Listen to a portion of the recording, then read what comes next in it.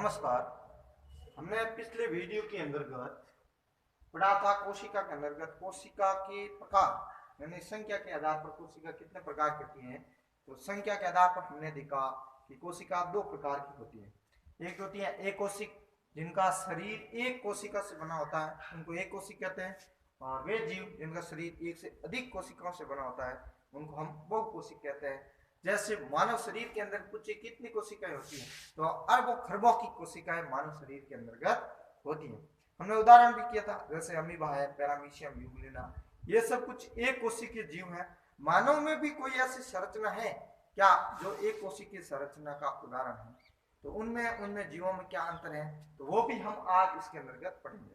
दूसरा, यहाँ पर जो महत्वपूर्ण बात होती है वो ये होती है, क्या जो बहुकोशिकीय जीव जैव रासायनिक क्रियाएं करता है, क्या वो भी क्रिया एक कोशिक जीव करते हैं क्या?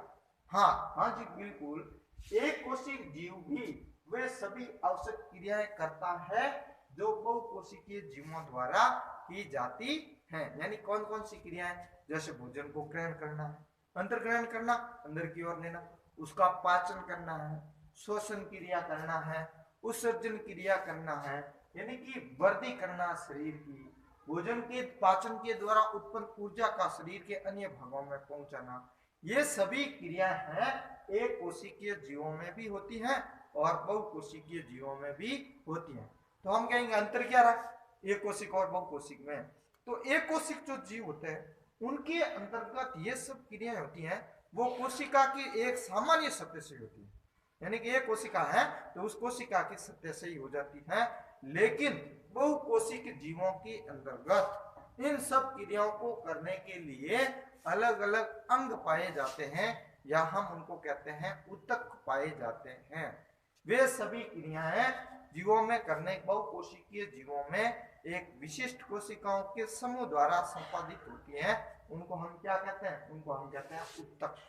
यानी कि ये बहुकोशिकीय जीवों में ये कार्य है वो किसके द्वारा संपादित किया जाता है?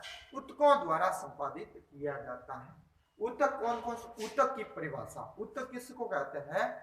तो एक ही प्रकार की कोशिकाएं, एक ही प्रकार की या समान आकार की कोशिकाओं का समूह जो मिलकर के एक विशेष कार्य को संपादित करती हैं, उनको हम कहते हैं ऊतक।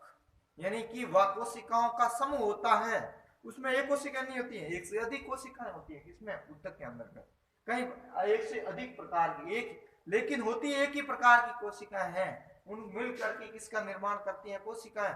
तो कोशिकाएं मिलकर के ऊतक का निर्माण करती हैं। जैसे हमारे शरीर में कौन कौन से, जैसे हम उदाहरण ले सकते हैं रक्त। रक्त क्या है? एक ऊतक है। कौन सा ऊतक है? तो रक्त कहेंगे हम एक संयोजी ऊतक है। कौन सा ऊतक है? संयोजी। यानी कि ऊतक भी अलग अलग प्रकार के हो सकते हैं। संयोजी ऊतक है, उपकला ऊतक है, पेशी ऊतक है, ये सभी क्या है? ऊतक है। इन ऊतकों के उदाहरण अलग अलग होते हैं। तो रक्त किस में आता है? रक्त ऊतकों में आता है। रक्त कोई कार्य करता है? बिल्कुल करता है। क्या करता है? गैसों का परिवहन कौन करता है? रक्त करता है। भोज्य पदार्थ, भोज्य पदार्थों का भी परिवहन किसके द्वारा किया जाता है? रक्त के द्वारा किया जाता है। तो रक्त ये यानी कि ऊतक हमारे हैं, शरीर में कोई ना कोई कार्य को संपादित करते हैं। अब आते हैं आगे, नेक्स्ट हम पढ़ते हैं कोशिका की आकृति। कोशिकाएं किस किस प्रकार की होती है? चाहे एक कोशिक हो चाहे बहुकोशिक हो, उन कोशिकाओं की आकृति है वो किस प्रकार की होती है?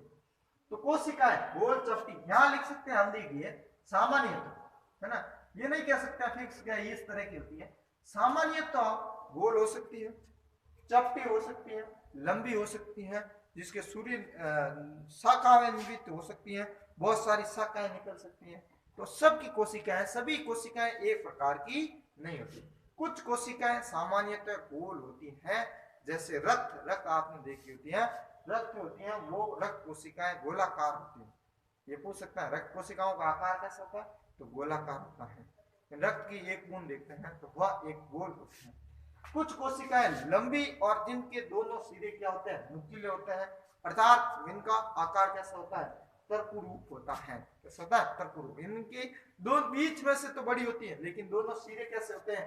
नुकीले होते हैं। यानी कि इस तरह कह सकते हो ये सूर्य नुकीला होगा, इस तरह की आकृति की होती है, यह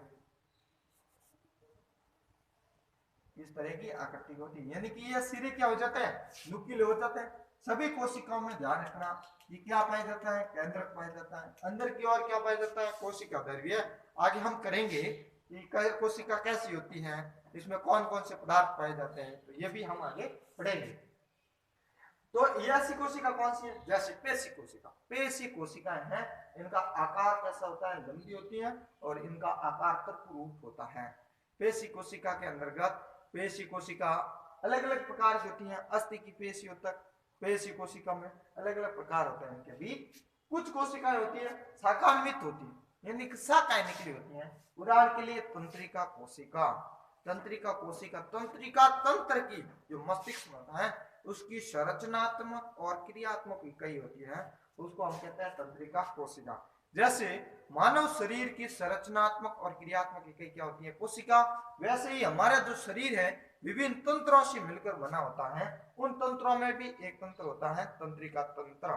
तंत्रिका तंत्र की संरचनात्मक और क्रियात्मक इकाई होती है, उसको कहते हैं हम तंत्रिका कोशिका। ये तंत्रिका कोशिका हमारे शरीर में क्या कार्य करती है, तो ये जो तंत्रिका कोशिका होती है वो पूरी हमारे शरीर के अंतर्गत इस तरह की, यानी कि यहाँ ध्रुव निकले होते हैं ऐसे ध्रुमाशय, इस तरह से ये बहुत सारे शरीर के अंतर्गत इस तरह की शाखाएं होती है, पाई जाती है, ये शाखाएं पाई जाती है इस तरह की। और पीछे के अंदर की ओर ये एक संरचना निकली होती है जिनको हम कहते हैं एक्सोन, एक्सोन कहते हैं। तो इसके यानी कि इसमें क्या पाई जाती है, शाखाएं पाई जाती है। क्या इतना ही पढ़ना है, आगे हम 10वीं में नवीं पढ़ेंगे इसका विस्तार से, लेकिन इसमें क्या पाई जाती है, शाखाएं पाई जाती हैं। ये क्या करती हैं, तो ये शरीर में नियंत्रण और समन्वय का कार्य करती है। कौन, तंत्रिका कोशिका। नियंत्रण और समन्वय का कार्य कैसे करती है, ये हमारे शरीर के अंतर्गत शरीर के प्रत्येक भाग में अंगों के बीच में उपस्थित होती है, यानी कि त्वचा के अंदर भी उपस्थित होती है। त्वचा के ऊपर जैसे कोई ऑलपिन चुभी, आपके कोई कांटा चुभा, इसकी सीधी सूचना हमारे कहाँ जाती है, मस्तिष्क के अंतर्गत चली जाती है। पहुंचाने का कार्य कौन करता है, तो पहुंचाने का कार्य करता है तंत्रिका कोशिका।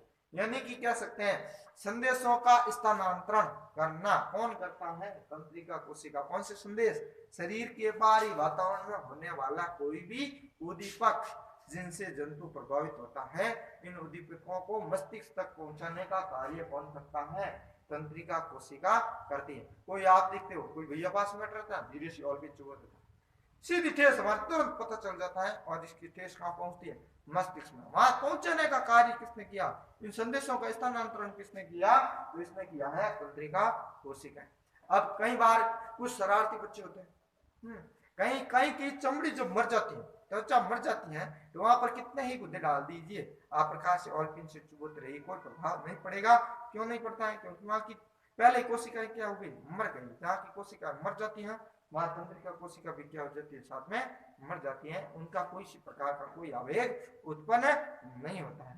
आज हमने इतना किया कोशिका की आकृति। इसी कोशिका की आकृति में कुछ जो पार्ट बचा है वो हम नेक्स्ट वीडियो के अंतर्गत अध्ययन करेंगे। आज के लिए इतना ही, धन्यवाद।